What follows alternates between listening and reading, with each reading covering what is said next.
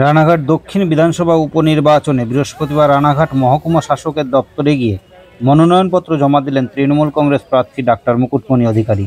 বৃহস্পতিবার সকালে রানাঘাট দক্ষিণ বিধানসভা এলাকার তৃণমূল কর্মী সমর্থকদের নিয়ে মিছিল করে রানাঘাট মহকুমা শাসকের দপ্তরে এসে নিজের মনোনয়ন জমা দেন মুকুটমণি। প্রসঙ্গত 2021-এর বিধানসভা নির্বাচনে এই কেন্দ্রে প্রায় 17,000 ভোটে বিজেপির টিকিটে জিতেছিলেন মুকুটমণি, কিন্তু সদ্য সমাপ্ত লোকসভা নির্বাচনে ওই কেন্দ্রে মুকুটমণিকে হারতে হয় প্রায় 32,000 ভোটে। এবার সেই ব্যবধান ঘুচিয়ে এই কেন্দ্র থেকে জেতাই চ্যালেঞ্জ বিজেপি থেকে তৃণমূলে আসা তৃণমূল প্রার্থী মুকুটমণির। যদিও নিজের জয়ের বিষয়ে যথেষ্ট আশাবাদী তৃণমূল প্রার্থী। মনোনয়ন জমা দেওয়ার শেষে তিনি বলেন, বিজেপির বিধায়ক হওয়ার কাজ করতে অসুবিধা হচ্ছিল। ওই কেন্দ্রে বিজেপির সাংসদ কোনো কাজ করেনি, তাই মানুষ তাকে ভোট দেবেন ও তিনি বিপুল ভোটে জিতবেন। তবে রানাঘাট দক্ষিণ বিধানসভা উপনির্বাচনে মুকুটমণির নাম ঘোষণা হওয়ার পরে প্রথম থেকে আর তিনি সময় নষ্ট করেননি। প্রথম থেকে দলীয় কর্মীদের সাথে নিয়ে শুরু করেন বৈঠক। এরপর কিভাবে রাজনৈতিক ময়দানে রণকৌশল তৈরি হবে তা নিয়ে বিশেষ আলোচনা করেন। তারপর থেকেই দক্ষিণ বিধানসভা বিভিন্ন এলাকায় তিনি নির্বাচনী ভোট প্রচারও শুরু করে দেন।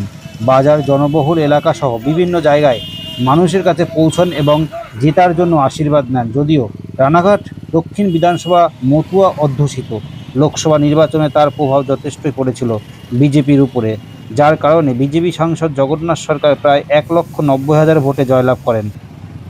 বিজেপি প্রার্থী ঘোষণা করলেও হেভিওয়েট প্রার্থী দিতে ব্যর্থ বিজেপি, তাই এই উপনির্বাচনে জয় লাভ যে নিশ্চিত সেটা এক প্রকার মুকুটমণির হাসি দেখলেই বোঝা যায়। নদিয়া থেকে জগন্নাথ মণ্ডলের রিপোর্ট, NE বাংলা।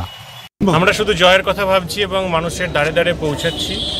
লোকসভার ক্ষেত্রে যে ভুলভ্রান্তি, মিসকমিউনিকেশন ছিল সেগুলোকে পূরণ করার চেষ্টা করছি। সেই সাথে সাথে কাজ না করা সত্ত্বেও এখানে বিজেপির লোকসভা কেন্দ্রে যে জয় হয়েছিল তার প্রভাব এই বিধানসভা নির্বাচনে থাকবে না।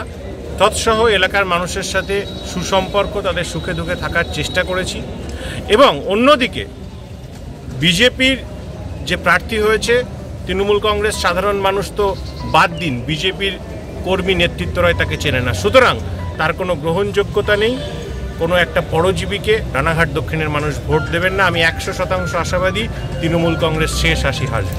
30,000 ভোট আর ভোটটা ব্যবধান আমার তো কিভাবে করবেন, কতটা কিভাবে মেকআপ করতে পারবেন বলে মনে হয়? যে জায়গায় ঘাটতি আছে আমরা সেই জায়গায় ব্যাপকভাবে প্রচারে নেমেছি এবং মানুষের পাশে, মানুষের কাছে, মানুষের আশীর্বাদের অপেক্ষায় আছি। গতবারে বিধায়ক ছিলেন এই বিধানসভাতে, আবার মানুষের কাছে যাচ্ছেন, কি বলবেন? মানুষের কাছে এটাই বলবো যে বিগত 3 বছরে আমি সেইভাবে ডেভেলপমেন্ট করতে পারিনি, সেইভাবে উন্নয়নের কোনো কাজ হয়নি। কারণ কি, সেইভাবে আমরা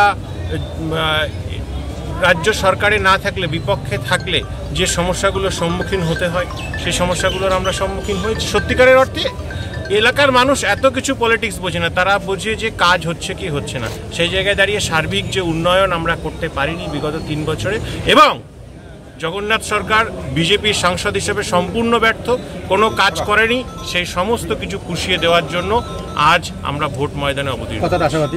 100% আশাবাদী। জিতলে কি বার্তা দেবেন?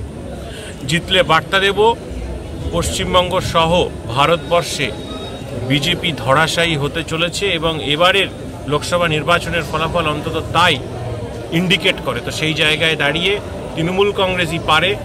মা, মাটি, মানুষ, আবাল বৃদ্ধ বনিতা 10 কোটি মানুষের সাহায্যে তাদের পাশে থাকতে সবসময়। তাই তৃণমূল কংগ্রেসই পশ্চিমবঙ্গের শেষ কথা।